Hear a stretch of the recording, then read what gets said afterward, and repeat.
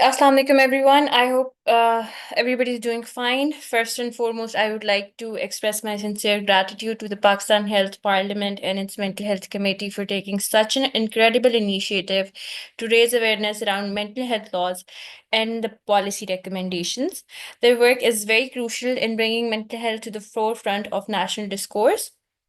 Moving on towards today's discussion, this is a continuation of the insightful presentation that was delivered yesterday by my co-speaker as well as my co-author, Mr. Janzeb Munch, on a research paper titled Pakistan's Mental Health Legal Framework and Comparative Analysis.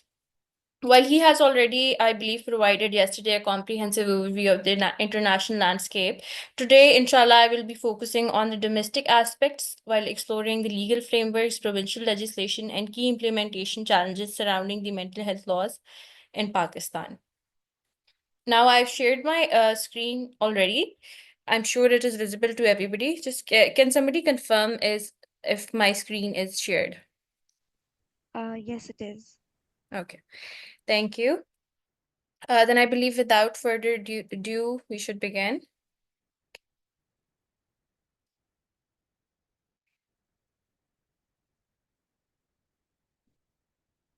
Firstly, I would like to bring in light the Pakistan's mental health crisis with almost 22 to 60% of the population experiencing mental health issues. 80% of the individuals with mental illnesses do not receive treatment due to lack of access and stigma. While I believe it's not even 80%, it's almost up to 95% of individuals with mental health illnesses not receiving any sort of treatment. Further, mental health laws are very essential, as we all know, to protect patient rights, regulate healthcare, and ensure ethical treatments. अब आप सभी को पता है कि Pakistan has a population of 244 million, yet the mental health conditions in Pakistan are so dire that most people are not even aware of what a mental illness constitutes exactly. Therefore, जब awareness नहीं है तो फिर सही तरीके से treatment नहीं होता एंड आई फील लाइक कि जो लॉज हैं that are the last resort पहला रिजॉर्ट तो होता है awareness and then treating the patients and then there should be laws to regulate it लेकिन क्योंकि पाकिस्तान में ऐसा नहीं है इसलिए जो पाकिस्तान के मेंटल हेल्थ लॉज हैं वो भी उसके पुअर मेंटल हेल्थ सिचुएशन की अक्कासी करते हैं. But since I'm only concerned about the laws today, and we will be discussing the evolution of Pakistan's mental health laws, so we'll move on towards that aspect first. अब पाकिस्तान में mental health laws जो हैं वो evolve कैसे हुए. सबसे पहले तो हमारे पास ब्रिटिश इंडिया का लूनेसी एक्ट आ जाता है 1912 का, which was such an outdated act, but still we continued with it until 2001. For 53 years we went with the Lunacy Act 1912, which was such an outdated act that it called people with mental illnesses as the term lunacy, which itself is perpetuating stigma, while the act defined a lunatic as an idiot or a person of unsound mind. तो अब definition ही उसमें एक lunatic person की या person with mental illness की ये थी कि that would be a person who's an idiot or a person of unsound mind. Therefore, we can tell exactly that what sort of an outdated act it was, but Pakistan chose to continue with the Lunacy Act 1912 for 53 years. Eventually, after so much push by the local authorities, Pakistan made its first mental health ordinance 2001, which modernized the mental health laws in Pakistan and introduced a comprehensive legal framework, which again was a copy of the mental health. Okay, I'm being told that my voice isn't clear. Can anybody confirm that?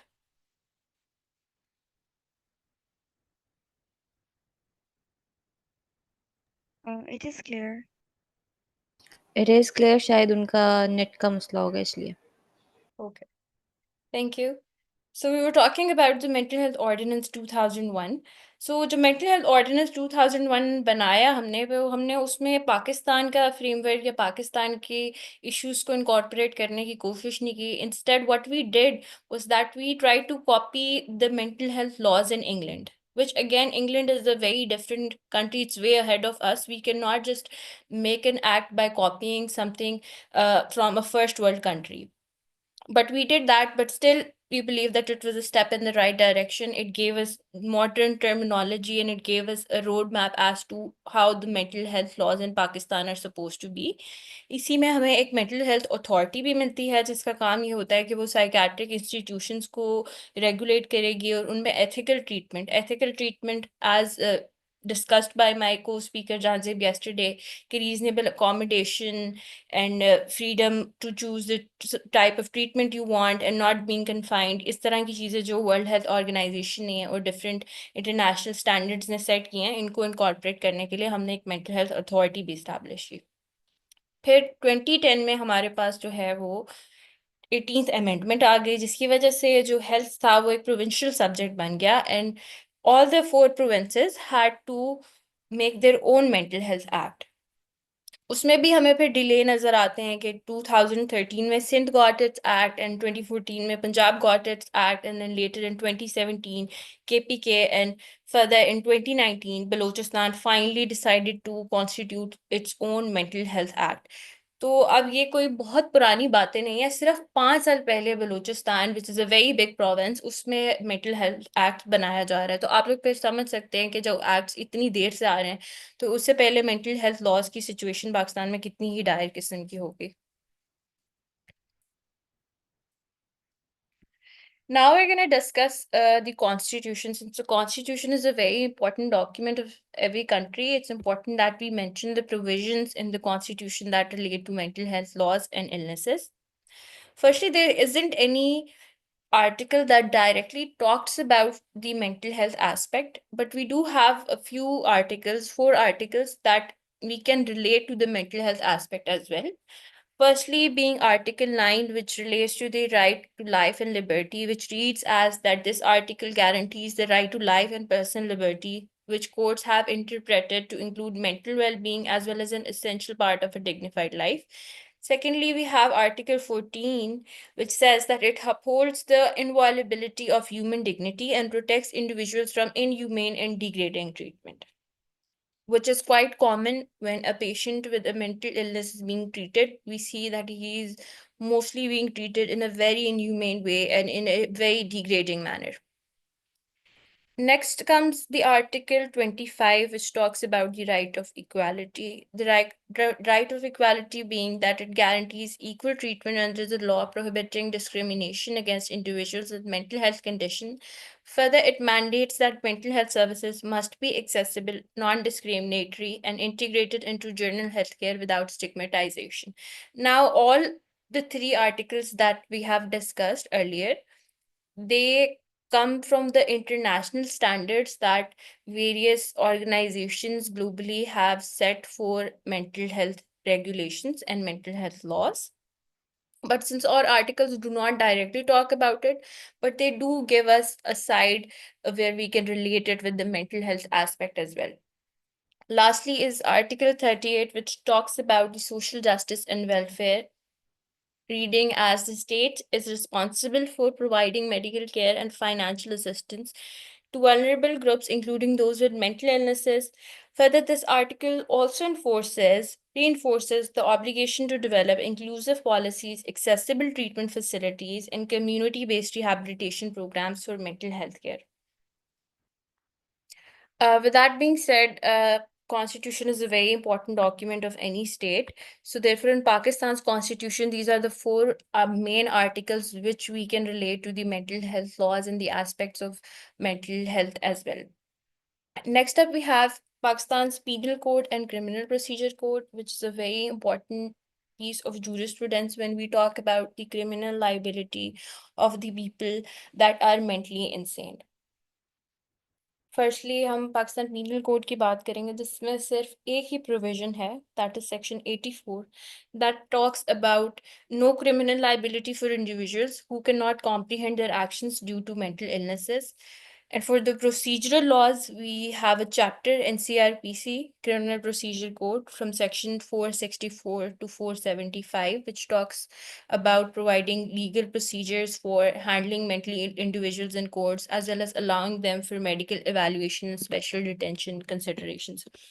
Now, I'm sure a lot of you here are law students as well as students of social sciences as well.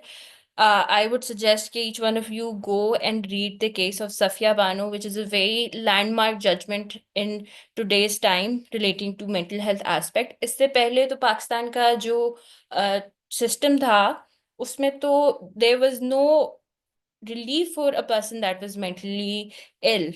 We would even give the death penalty to someone that was suffering from schizophrenia. So the Safia Bano case is a very landmark judgment because یہ پہلا case ہے جو کہ death penalty کو life imprisonment میں convert کر رہا ہے. پھر بھی ہم سمجھتے ہیں کہ یہ زیادتی ہے کہ if somebody has diagnosed schizophrenia and the officials are telling you کہ یار this person is sick, اس کو ہم لائف imprisonment کیسے دے سکتے ہیں. So there are a lot of loopholes and gaps and there's a hell lot of injustice in Pakistan's criminal as well as the civil legal system. But it is how it is, and we are here to make a change. Change comes from basically discussing and, creating widespread awareness about the laws. So I believe today we'll discuss the laws and we'll discuss the injustices, and tomorrow we'll be able to fight against the people that truly are mentally ill and that need help for it instead of being confined for the rest of their lives.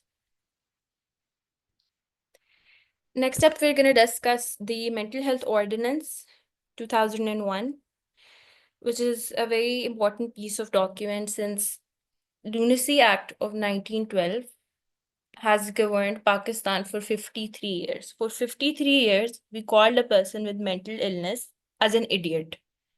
Now, this is a great reflection on the gaps of the legal system.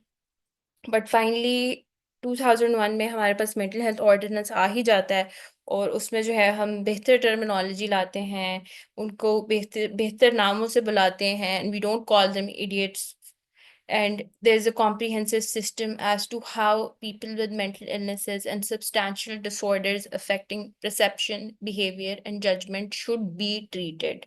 Because there's a very big part of Pakistan that suffers from hallucinations and mental illnesses, whether it is something big or something short term or long term, but it impairs their ability to think properly. Therefore, the crimes they commit during that short period of time, we believe that they should not be held criminally liable for it. And this is exactly what the Mental Health Ordinance 2001 outreaches for.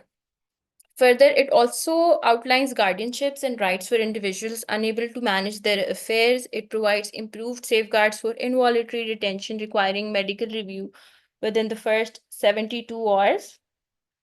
And it just provides an enhanced and safeguards against involuntary detention, as well as psychiatric and other disintegrated medical officer, that they must be examined and evaluated and judged on the basis of their ability to think, and they should not be examined on the basis of the crime they might have committed. Fourthly, جو MHO ہے اس میں ہمارے پاس provisions آ جاتی ہیں that would relate to property management and the victims under Chapter 4. Further, it also creates a structure outlining the duties of property managers and guardians, as well as their appointment procedures, guidelines for their inventory, investment, and disposal of their ward's property. So 2001 MHO was a very comprehensive document, though it did not properly fit into the entire framework of the Pakistani society, but it was a step in the right direction. It provides how mentally ill people should be treated, whether they should be executed or not. Further, if they are convicted, تو پھر جو ان کے بچے پیچھے رہ جاتے ہیں یا جو ان کی پراپرٹی رہ جاتی ہے اس کے حوالے سے بھی پروویژنس دیے گئے ہیں کہ ان کو کس طرح ڈیل کرنا چاہیے اور کس طرح ڈسپوز آف کرنا چاہیے. تو جو 2001 کا مینٹل ہیلتھ آرڈیننس تھا, اس نے پاکستان کو فائنلی ایک فریم ورک پرووائڈ کیا کہ لوگوں کو ٹریٹ کیسے کرنا چاہیے based of their mental illnesses.